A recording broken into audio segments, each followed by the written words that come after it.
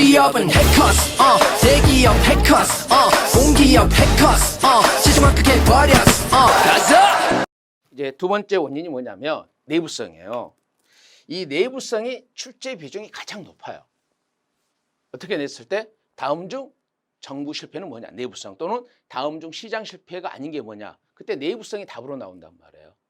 이 내부성을 다른 말로 사적 목표를 설정했다 그래요. 그럼 이걸 한번 이해를 한번 해보게요.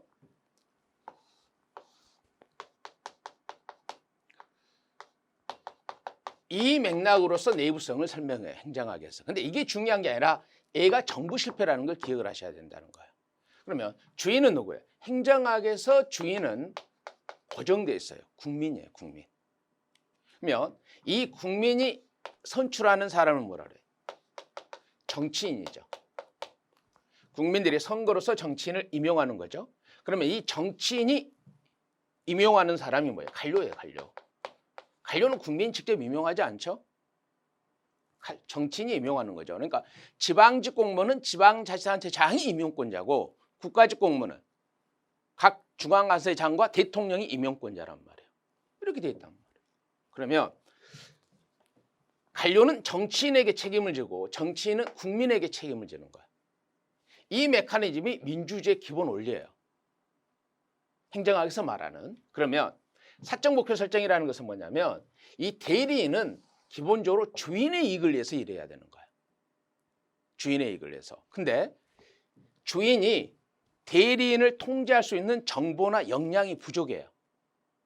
다시 한번 주인이 대리인을 통제할 수 있는 정보나 역량이 부족하니까 이 대리인들이 주인의 이익을 위해서 일하는 게 아니라 자신들의 사적인 이익을 추구하는 거예요.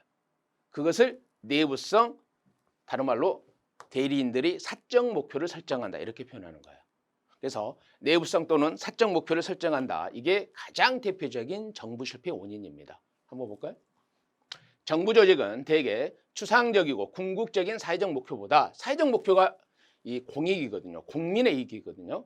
현실적으로 구체적인 활동 지침이 되는 내부적 목표를 설정하고 바로 이들의 이익이에요. 이를 기준으로 활동하게 된다는 겁니다. 따라서 관료들이 사회적 목표보다 내부적 목표를 중시함으로써 양자 간의 괴리가 발생하는 거예요. 즉 자신들의 내부적인 목표를 설정하고 자신들의 이익을 추구하는 것을 내부성, 사적 목표의 설정 이렇게 표현해요. 그 다음 주목을 하셔야 됩니다. 보조단 한번 볼까요? 이 내부성 중에서 가장 대표적인 것이 파키슨의 법칙이에요. 여기 좀 중요 표시 좀 해줄까요? 파키슨의 법칙에. 우리 공기업의 시험 문제에서 가장 자주 나오는 거, 그러니까 정부 실패에서 가장 자주 나오는 것이 파키슨의 법칙인데 얘는 단독 시험 문제로 나와요. 그럼 어떻게 나오느냐? 개념을 내요.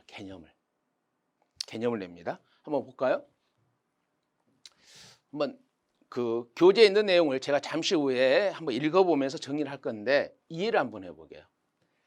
이 파키슨이라는 사람은 영국의 경영학자예요. 행정학자는 아니에요. 이 경영학자인데 이 사람이 영국의 해운성을 연구해요. 그러면 영국의 해운성이라는 관청이 있잖아요.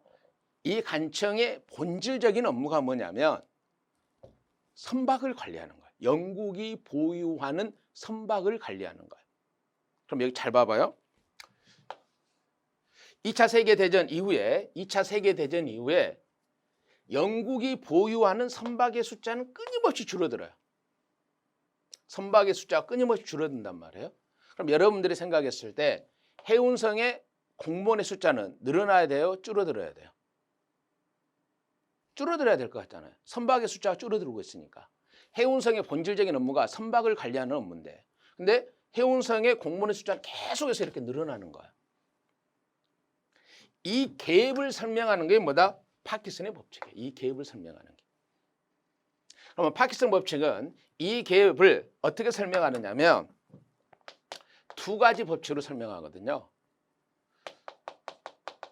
부하 배증과 업무 배증이에요. 업무 배증.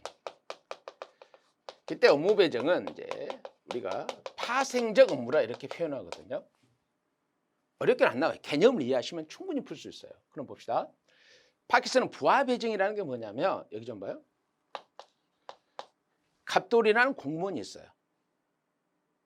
근데 이 공무원이 하루에 기본적으로 예를 들면 8시간을 일을 해야 되는데 이 친구는 9시부터 8시까지 일을 하니까 아침 9시에서 저녁 8시 10시간을 일하잖아요.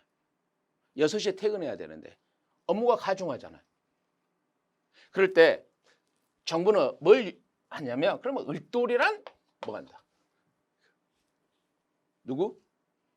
동료를 충원시켜 주려고 그래. 그래도 일이 뭐 10시간의 일을 두 사람이 하니까 한가해질 거 아니에요. 근데 싫어한다는 거예요. 사람은 심리적으로 경쟁하는 동료를 선호하는 게 아니라 지시할 수 있는 부하를 선호한다는 거예요. 오케이? 그래서 부하 배징이 되는 거예요. 그러면 을돌이도 한번 볼까요? 을돌이는 업무가 가중되지 않아요. 그러니까 쉽게 말하면 9시에 출근해서 6시에 퇴근해요. 업무가 적정해요. 근데 을돌이도 부하를 하고 가지고 있다는 욕구가 있는 거예요. 그럼 어떻게 돼요? 서로 일을 만들어주는 거예요.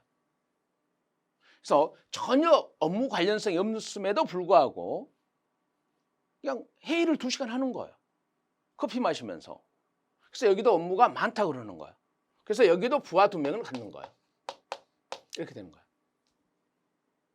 파킨슨 법칙은 인간은 심리적으로 경쟁하는 동료보다 부하를 선호한다는 거거든요. 그럼 이들도 마찬가지예요. 이렇게 되는 거죠. 그럼 어떻게 되는 거예요? 조직이 커져버리는 거예요. 그러면 조직이 커져버리니까 이 조직을 관리하는 업무가 또 커지는 거예요.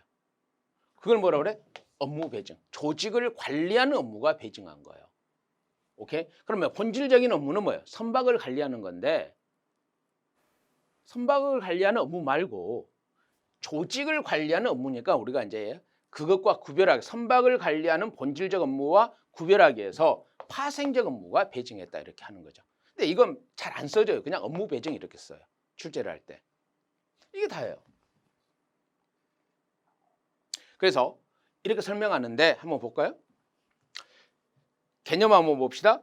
왜 파킨슨의 법칙을 상승하는 피라미드 법칙이라고 그러냐면 피라미드 계층제잖아요. 계속해서 부하가 배증하니까 계층의 수가 계속해서 늘어난다 그래서 파킨슨의 법칙을 상승하는 피라미드 법칙 이렇게 합니다. 오케이, 개념 한번 볼게요. 공무원의 수는 회의할 업무의 경중이나 양에 관계없이 증가한다는 법칙입니다. 오케이? 업무량과 상관없이 부하 배증과 업무 배증. 이때 업무량은 본질적 업무를 말하는 거예요. 증가한다는 거죠. 그래서 부하 배증의 법칙과 업무 배증의 법칙으로서 야기된다고 보는 겁니다. 그러면 부하 배증의 법칙이 뭐예요? 공무원은 과중한 업무에 허덕일 때 자신의 동료의 보충을 받아 업무를 배분하기를 원치 않고 자신을 보조해 줄 부하를 보충받기를 원한다는 겁니다. 즉 부하를 증가시킴으로써 위신을 높이고 심리적 경향이 있다는 겁니다. 업무 배증은 부하가 배증을 함으로써 지시, 보고 수령, 승인, 감독 등의 파생적 업무가 창조되어 본질적 업무의 증가 없이도 업무량의 배증 현상이 발생한다는 거예요.